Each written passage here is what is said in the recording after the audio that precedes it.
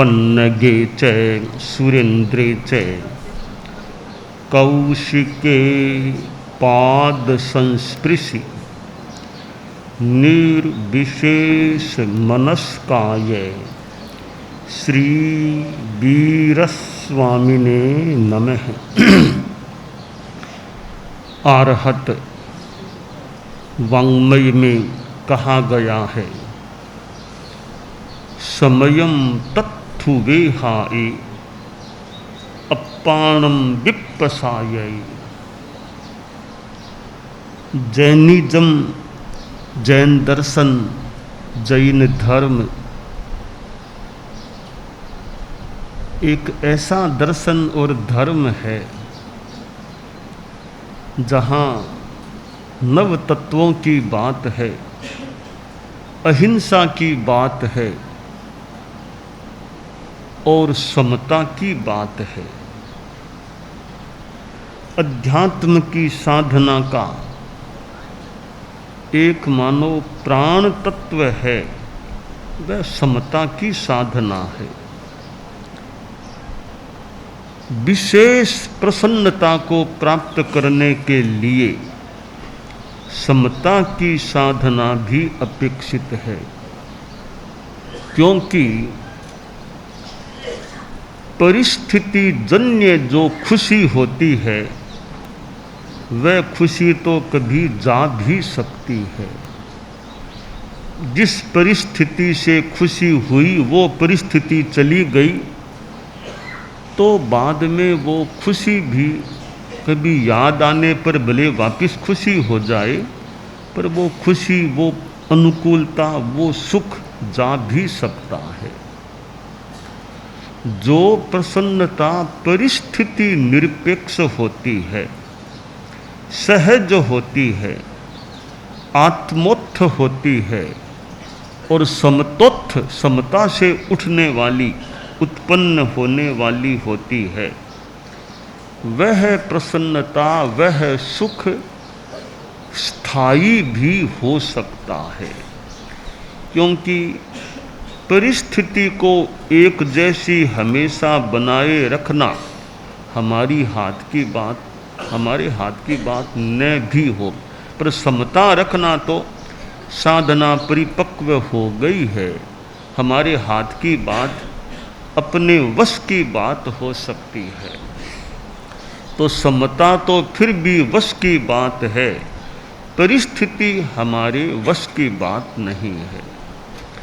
संस्कृत में सुंदर कहा गया है, सर्वम परवशम दुखम सर्वमात्म वशम सुखम। यह जो श्लोकार्ध है कि सारा सुख पर स्ववश है, परवश है वो दुख है, आत्मवश है वो सुख है और परवश है वो दुख है। इस श्लोकार्ध को हम ध्यान में लाकर विचार करें, या इस पर मैं थोड़ा बताना चाहता हूँ। सर्वम परवशम दुखम सर्वमात्मवशम सुखम, इसकी व्याख्या की जा सकती है कि परवश है वो दुख है। हम स्थूल दृष्टि से देखें, दुर्भाग्य से कोई आदमी बीमार पड़ गया, पैरालिसिस, लकवा हो गया, अब खुद उठ नहीं सकता, हाथ से चीज़ खा नहीं, ले नहीं सकता, अब दूसरा आए खिलाए तो खिलाए, एक प्रकार का दुख है। खुद उठ नहीं सकता, खा नहीं सकता, खुद का शरीर का काम खुद कर नहीं सकता, तो यह परवशता हो गई है। एक प्रकार से यह कठिनाई है, दुख है। अपना काम आदमी हाथ से करने की क्षमता वाला रहे, यह आत्मवशम सुखम।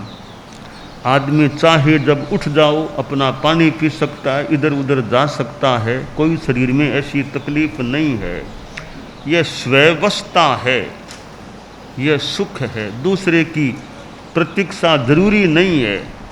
खुद अपना पानी पीना, आपका गया पानी पी के बैठ गया बस, क्योंकि शरीर ठीक है।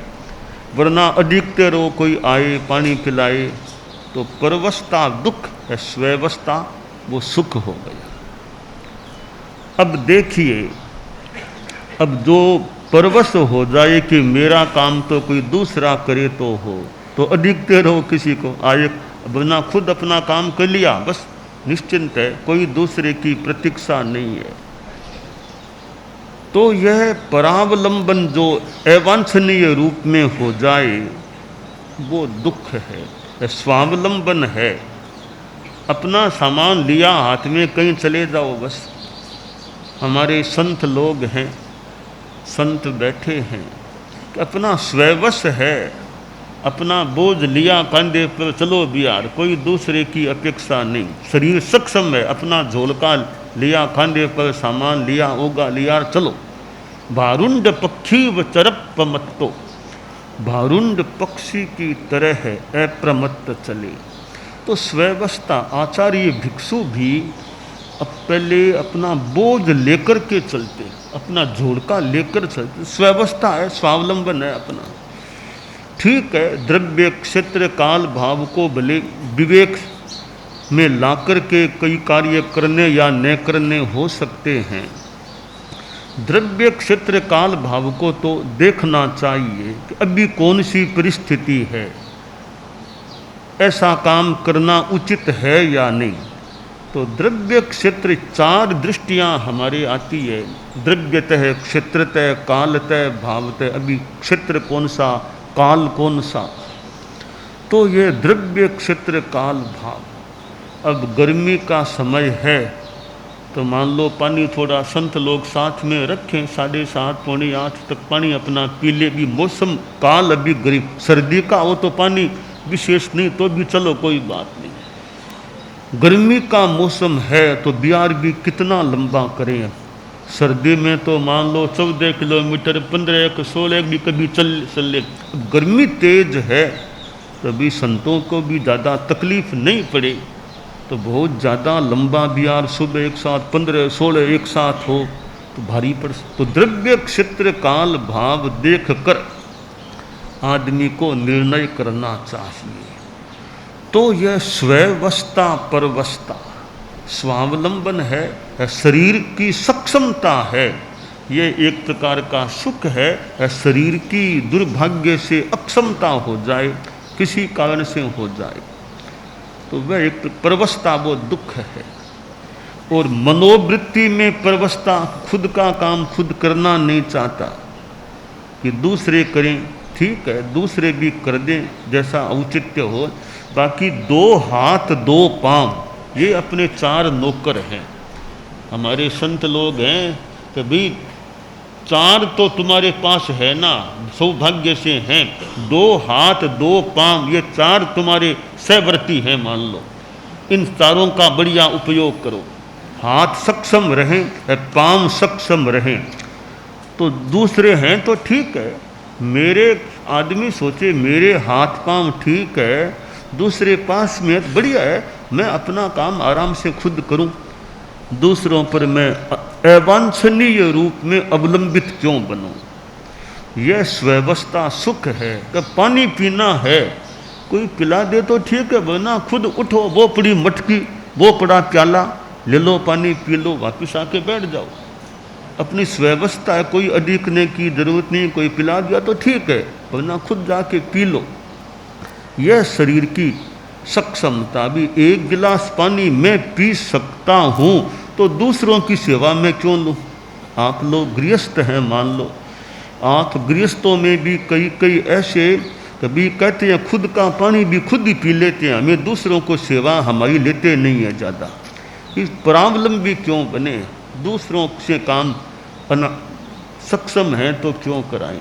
बाकी द्रव्य क्षेत्र काल भाव देख करके मान लो निर्णय लेना हो सके।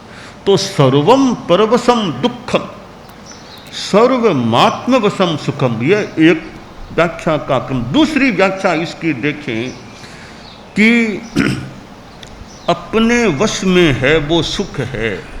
अब परिस्थिति हमारे हाथ की बात नहीं है। रोज मौसम अनुकूल रहे ये हमारे हाथ में नहीं है। कभी तेज गर्मी हो जाए, कभी सर्दी, कभी वर्षा, तो अनुकूल मौसम ही रहे यह परिस्थिति हमारे हाथ में नहीं है।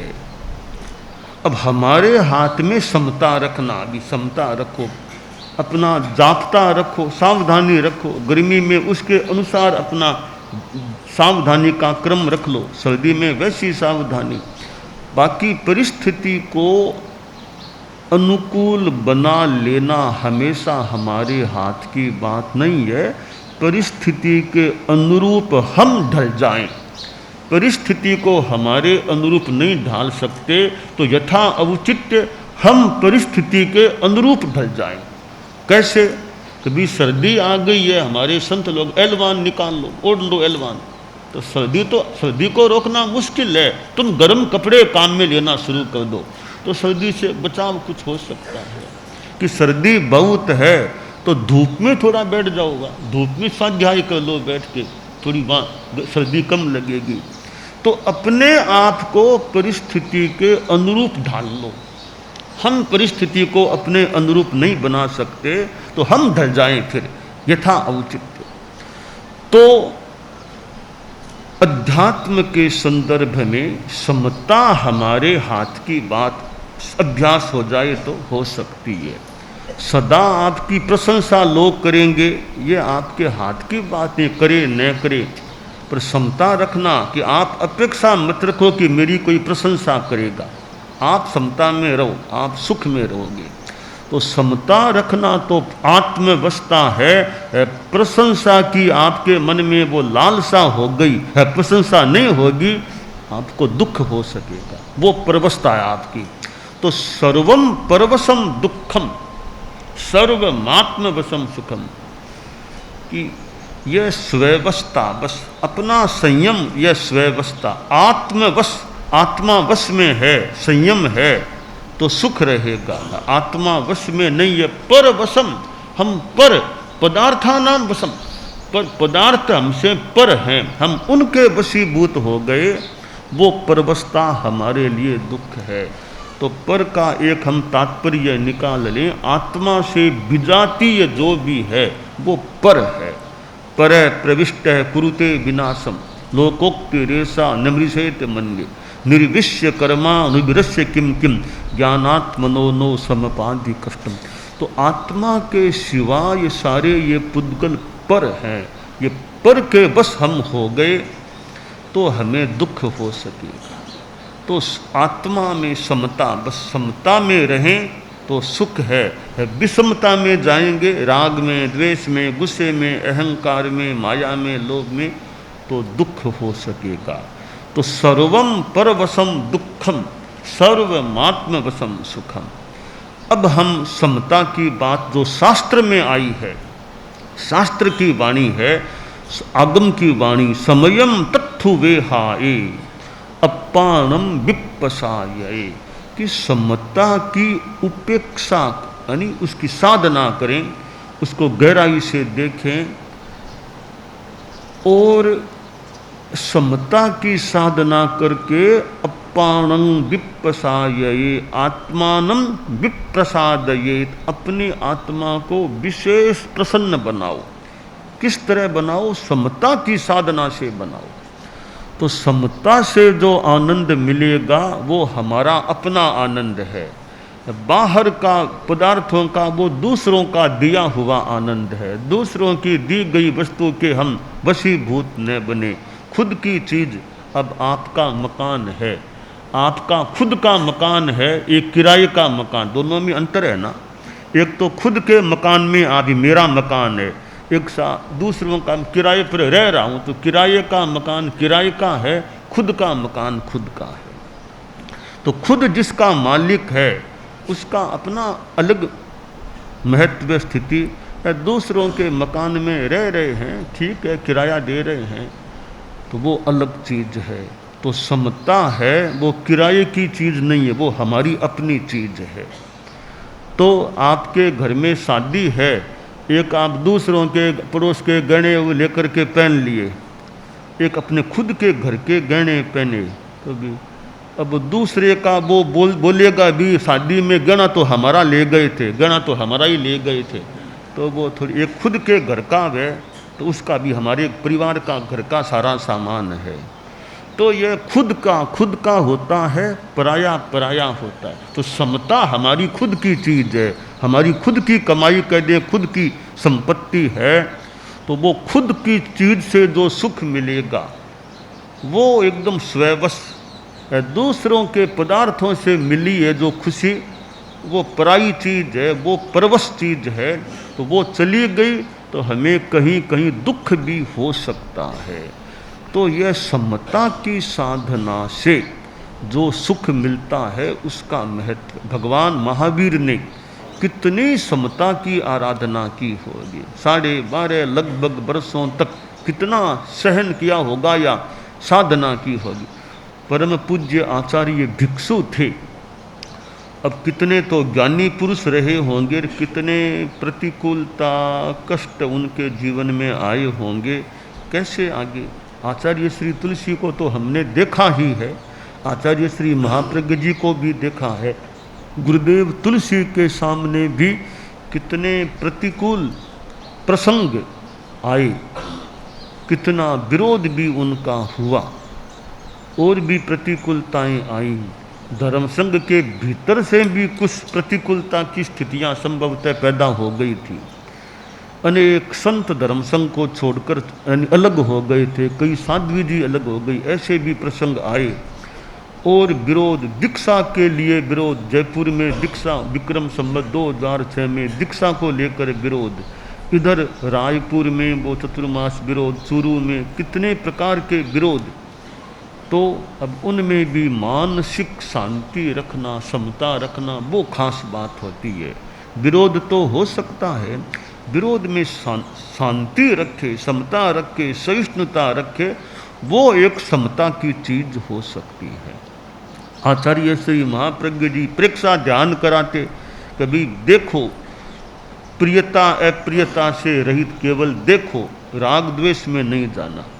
तो यह समता की साधना है, वो अध्यात्म की एक महत्वपूर्ण चीज होती। आदमी हर स्थिति में समता में रहो, किसी ने कुछ बोल दिया तो बोल दिया, मैं समता में रहूं, उसने मेरी निंदा कर दी तो कर दी, बस उसकी निंदा में कोई सार की बात है, सही बात है तो मैं अपना परिष्कार करने की चेष्टा कर सकता। वो कोई सार की बात है नहीं, झूठी बातें हैं, ठीक है, मुझे गुस्सा नहीं करना, अगर मुझे कोई स्पष्टीकरण भी जरूरी हो तो दे, वरना न कोई स्पष्टीकरण करना, अपना समता में रहना है। कि स्पष्टीकरण किया जा सकता है, परंतु एक बात यह भी है कि आलोचना का जवाब जबान से नहीं, अच्छे काम से दो। जवाब दे सकते हैं मौके पर जबान से भी, पर जरूरी नहीं है हर जगह जबान खोलना। आलोचना निंदा का जवाब जबान से न देकर अच्छे कार्यों से दो, अच्छे काम करते रहो, वो जवाब अपने आप कभी हो सकता है। तो समता रखें, धर्म समता धर्म है। अनुकूल प्रतिकूल कोई भी स्थिति आ जाए उसमें चित्त समता में रहे। अब परिस्थितियां जीवन में प्रतिकूल आ सकती हैं, कभी अनुकूल भी आ सकती हैं, दोनों में समता रखना चाहिए। संस्कृत में सूर्य का उदाहरण दिया गया कि सूर्य कितनी समता रखता है, कि समता कैसे, कि उदये सविता रक्तो रक्तश्चास्तमये तथा संपत्तौ च विपत्तौ च महता मेक रूपता। कि सूर्य को देखें, जब उदय होता है सूर्य का तो भी लालिमा लिए हुए, अस्त होता है तो भी लालिमा लिए, उदय काल में भी लालिमा, अस्त काल में भी लालिमा, दोनों एक दूसरे प्रतिकूल, एक विरोधी स्थितियाँ, कहाँ तो उदय कहाँ अस्त, तो सूर्य दोनों स्थितियों में लालिमा लिए है। कवि ने कहा यह महान पुरुषों की यही बात है कि संपत्तौ च विपत्तौ च महता मेक रूपता। महापुरुष हैं वो संपत्ति हो चाहे विपत्ति, दोनों में एक रूप रहते हैं, समता में रहते हैं। तो सूर्य कितना तेजस्वी है, और सूर्य का तो हम लोग प्रेक्षा ध्यान में और में बाल सूर्य का ध्यान का प्रयोग भी होता है। तो सूर्य की तरह आदमी समता में रहे, तो ये समता अध्यात्म का सूत्र है। हम इसकी आराधना करें, जो आगम में कहा गया सूत्र में कि समयम तत्थु वेहाये अप्पानं विप्रसाये, समता की साधना करके अपने आप को विशेष प्रसन्न बनाएं।